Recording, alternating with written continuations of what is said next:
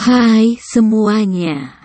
Hari ini kita akan berbicara tentang seberapa beracun pembalut dan tampon Anda. Tahukah Anda bahwa itu beracun? Ayo lihat. Jadi banyak sekali masalah yang bisa timbul dari pembalut dan tampon sekali pakai Anda. Untuk kesehatan kita dapat menyebabkan kanker, kemandulan, alergi dan ruam.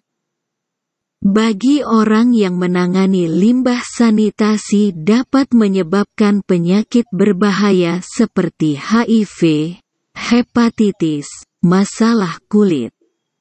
Untuk lingkungan Anda tahu semua sampah ini adalah sampah biotoksik dan plastik. Sehingga dapat menimbulkan berbagai macam pencemaran. Bagaimana dengan periode kemiskinan? Ada begitu banyak orang yang bahkan tidak mampu membeli pembalut seperti itu. Karena kurangnya akses dan keuangan. Jadi ini masalah besar. Mari kita lihat dulu apa saja resikonya bagi kesehatan kita. Ada begitu banyak bahan kimia beracun di tampon dan pembalut, yang bisa menyebabkan banyak masalah. Ada wewangian dan bahan kimia yang tidak diketahui. Bahan kimia seperti dioksin, furan, stirena, piridin, ftalat digunakan saat membuat pembalut dan tampon ini. Tidak ada residu pestisida, tidak ada perekat kimia. Apakah kita benar-benar membutuhkan semua bahan kimia ini di dekat tubuh kita?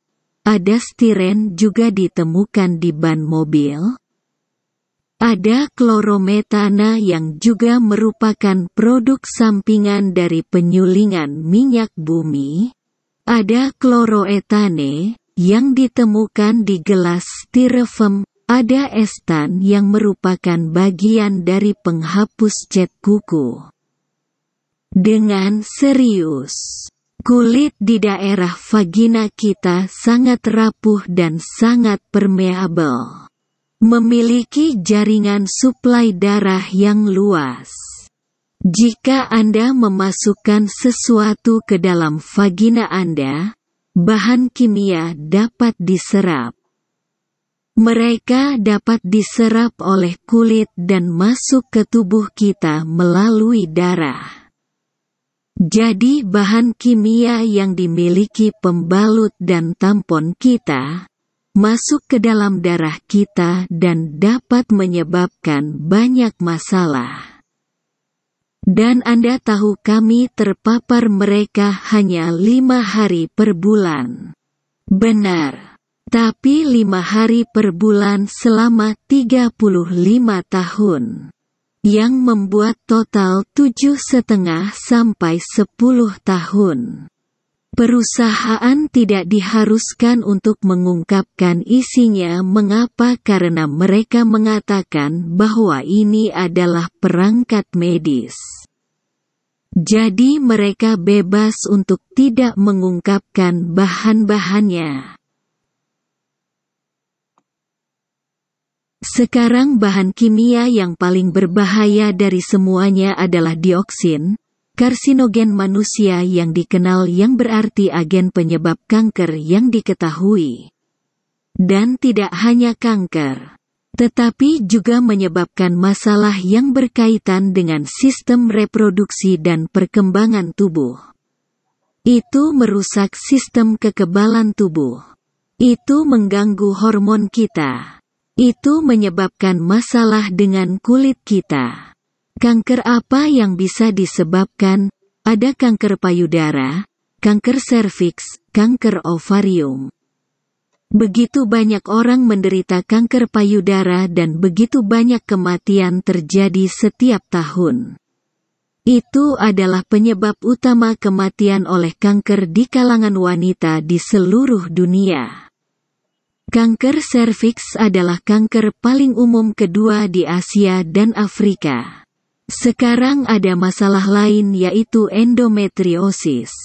Sekarang apa itu endometriosis? Dalam kondisi ini, beberapa jaringan dari rahim bermigrasi keluar rahim dan disimpan di tempat lain di tubuh. Jadi setiap bulan ketika Anda berdarah, jaringan ini juga berdarah dan karena tidak ada ruang untuk darah itu keluar, itu menyebabkan banyak masalah. Kondisi ini adalah endometriosis. Dapat menyebabkan nyeri haid, nyeri saat berhubungan seks, perdarahan tidak teratur, nyeri perut, kemandulan. Ini menyebabkan rasa sakit yang luar biasa. Beberapa menstruator mengalami nyeri ekstrim selama menstruasi, ini bisa jadi alasannya. 1 dari 10 wanita di dunia menderita endometriosis. Dan setengah dari mereka mungkin mengalami infertilitas karena kondisi ini. Apa masalah lain yang dapat menyebabkan PADS?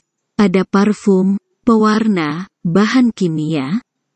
Semuanya asing bagi kulit kita. Sehingga kulit kita dapat bereaksi terhadapnya. Mungkin ada masalah kulit seperti ruam atau dermatitis kontak karena bahan kimia ini. Ketika Anda memiliki pembalut plastik, keringat Anda tidak bisa menguap. Jadi karena akumulasi keringat, dapat menyebabkan alergi dan infeksi panggul, infeksi jamur. Begitu banyak hal yang bisa terjadi.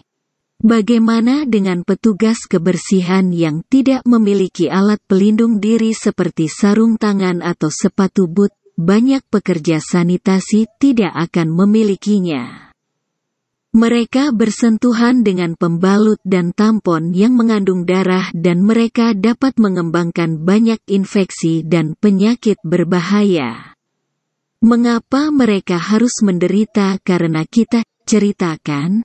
Bagaimana dengan hewan street? Hewan tertarik pada pembalut dan tampon karena darah di pembalut dan tampon yang dibuang. Hewan-hewan ini juga dirugikan. Bagaimana dengan pembuangan pembalut dan tampon yang aman? Begitu banyak negara di dunia tidak memiliki fasilitas pembuangan yang layak. Ini terjadi di pantai kami, kanal kami. Di mana-mana ada pembalut dan tampon sebagai bagian dari sampah. Satu periode menggunakan sekitar 100 pembalut atau tampon per tahun. Jika Anda menghitung tahunan sampah plastik biotoksik yang dihasilkan di dunia adalah 100 miliar pembalut atau tampon. Menurutmu apa yang akan terjadi dengan ini? Kita mungkin menguburnya. Kita bisa membakarnya, atau kita bisa membuangnya. Kita tidak terganggu apa yang terjadi selanjutnya. Tapi kita harus ada plastik di PADS dan tampon ini. Plastik adalah sesuatu yang sekali datang ke lingkungan, tidak akan pernah hilang. Bahkan dalam 500 hingga 800 tahun plastik ini tidak terurai. Itu hanya membentuk partikel plastik kecil. Anda pasti pernah mendengar tentang mikroplastik, bukan? Ia memasuki rantai makanan. Sekali lagi, ia memasuki tubuh kita.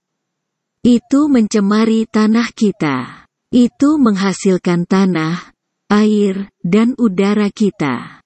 Dan itu masuk kembali ke tubuh kita melalui tanaman kita. Melalui air kita, melalui tanah kami, melalui udara kita. Bagaimana dengan harga periode?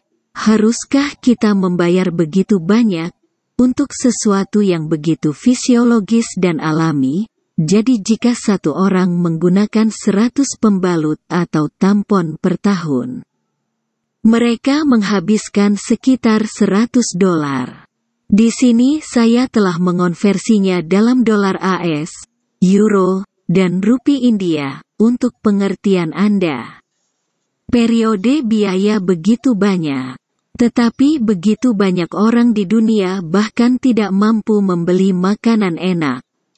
Mereka tidak mampu membeli makanan. Jadi menurut Anda, apakah orang-orang ini mampu membeli pembalut? Masalah kemiskinan nyata, dan kita perlu mengatasi ini. Secara global lebih dari 2 miliar orang kekurangan layanan sanitasi dasar. Menstruasi mempengaruhi semua gadis dan wanita ini.